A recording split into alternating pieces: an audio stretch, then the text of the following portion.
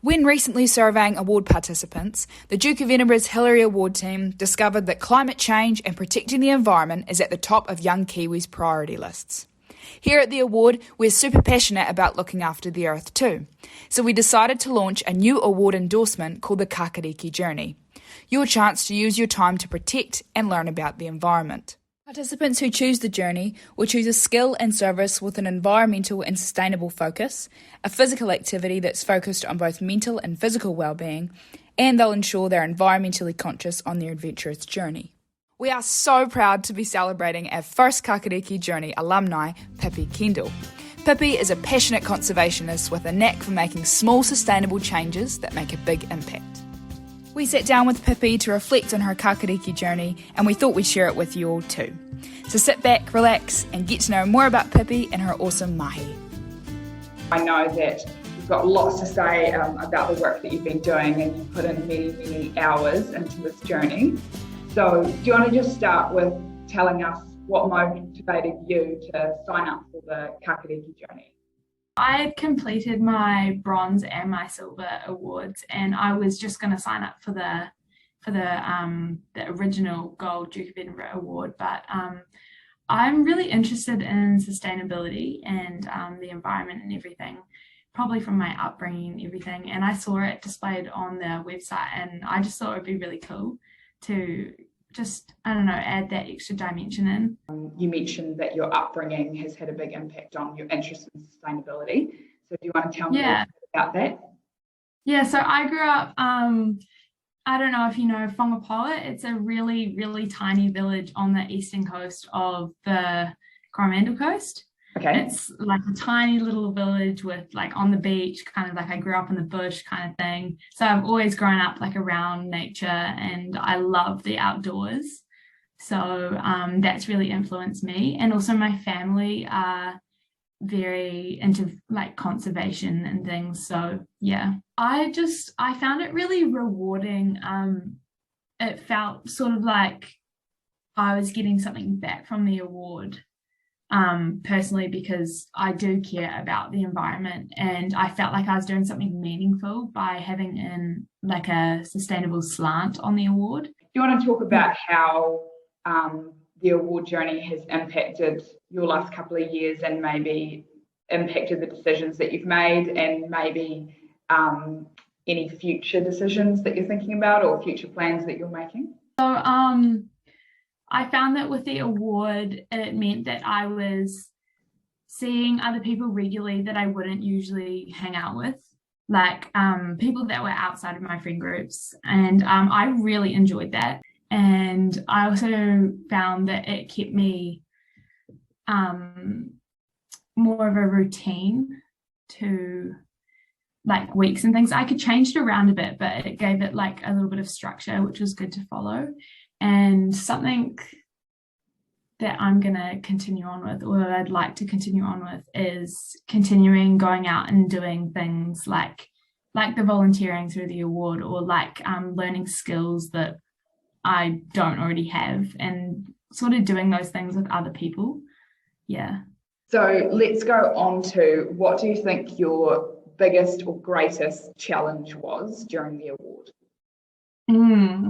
That would probably be when my life outside of the award got really hectic, really busy, and I really didn't have the time, but I had to keep those hours going throughout the week. That would probably be the hardest bit. So when you were getting really busy in the rest of your life, how did you manage that? So I realized partway through that I had to do is it an hour a week or something every single week? Well, I didn't have to do it in an hour block every single week. I realized that partway through. So like I started splitting it up, and if I didn't have time, like I could change it depending on how I was feeling, or depending on my day. Like I could do 10 minutes of skill, or I could do like a whole hour. And it really, really helps if you choose like skills, sports, and like things that you are genuinely interested in.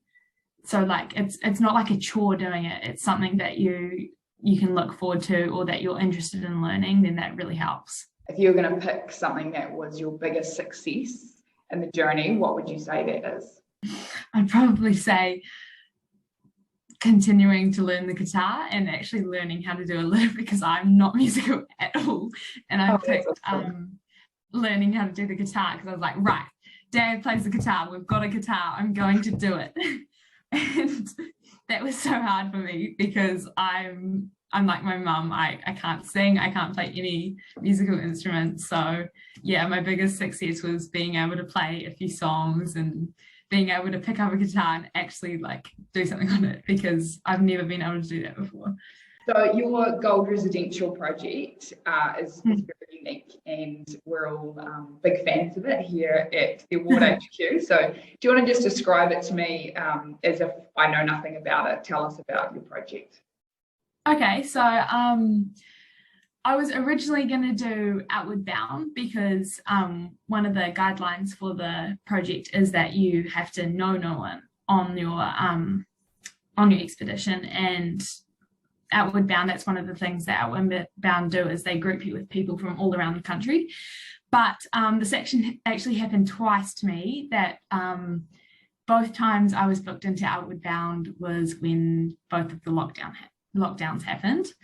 So I couldn't use that for my residential. And I realized that a tramp that I was planning around the Tongariro circuit, that I could use that because I was doing it with some friends that I think I'd met them when I was like 5 or something, but like I didn't remember them. They weren't like close family friends. And my auntie was in contact with them, and we were planning a tramp around that circuit. And so I used that for my residential, and it was amazing. Like there was just amazing scenery, and I loved it. And it was so cool because the whole time I was just talking to these family friends, my auntie's friends from down in Wellington, and it was really cool doing it with people that I wasn't close to. I really enjoyed that.